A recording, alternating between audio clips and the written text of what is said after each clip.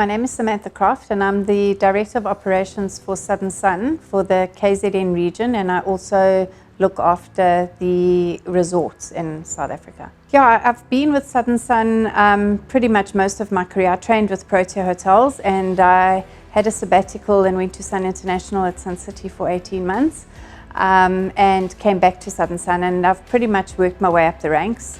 The position I had before this was the General Manager of Southern Sun Elangeni and Maharani, and my big project there was to join the two hotels and create one iconic hotel. I think we launched that in 2012.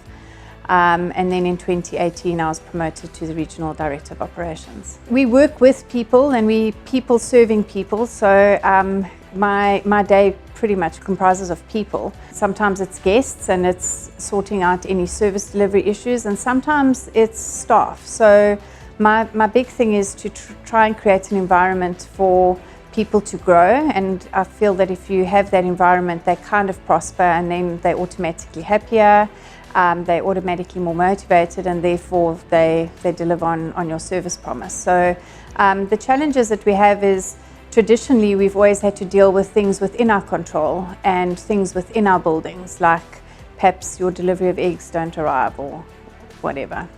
And now we're finding that we're having to deal with external factors like the sewerage issue, beaches closing, the rioting, and I find that quite a challenge because there's not much influence you have over that. You've just got to try and work around it and try and get your team to just overcome those obstacles as best they can. Yes, so I'm also the chair lady of the Tourism Forum of the Durban Business Chamber.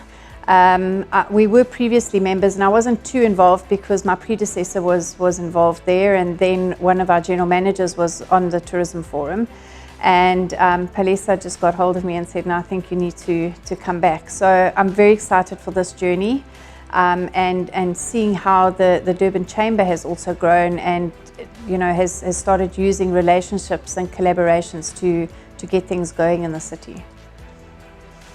So there are various people that motivate me and inspire me because I meet so many different people, and early on in my career I was influenced by a lady who, back in those days there were very few female managers or senior managers, and she was one, and she's probably the first person, I don't think I've ever seen her cry. And yet she is a softie, so it's not about being this hard iron lady. It was just being able to portray the strength that you have, and not like being one of those ladies that just turns to tears and hopefully someone will feel sorry for you and that's how you get your way. But over time I've also dealt with many managers along the way and you don't always learn you can also learn how not to be. So sometimes people have quite bad traits in their leadership style, and when you go through the journey you kind of remind yourself that that's how you shouldn't be. So it's not always about taking the best out of people, but also ensuring that if there's something that you think is wrong, that you try and focus on not incorporating that into your leadership style. I find the youngsters of today are into instant gratification. So a lot of, when you talk to the youth of today, they feel that once they have their degrees, they should become managers straight away. My advice is that your degree on paper means that you have the knowledge. It doesn't mean that you know how to implement it yet. And you need to do your time in the trenches. So and it helps you along the way, because we always find, sometimes you might have staffing issues where staff can't come to work because of taxis that aren't running, etc.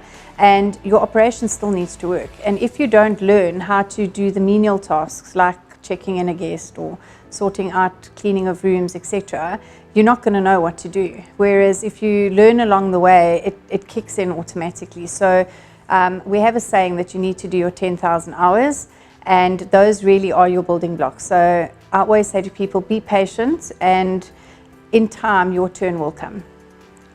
So I live in Belito and I drive through to Durban quite early in the morning because I go to gym. And so 4 days a week I run, and 1 day a week I have a personal trainer. I do have a running partner, so I'm always interacting with people. It kind of just is who I am.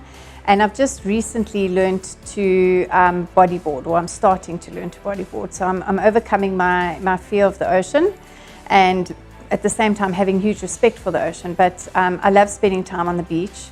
I was always nervous of the sea, and now I'm starting to learn something new. This initiative is a great opportunity for women in KZN, and I say KZN because I think we've had a pretty tough time over the last couple of years.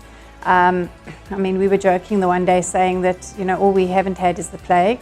So, I mean, every time you think you're overcoming something else, another hurdle lands in your lap. And I think KZN has kind of overcome that. I think we have tenacity. So I think this will really help motivate women in our province. So thank you.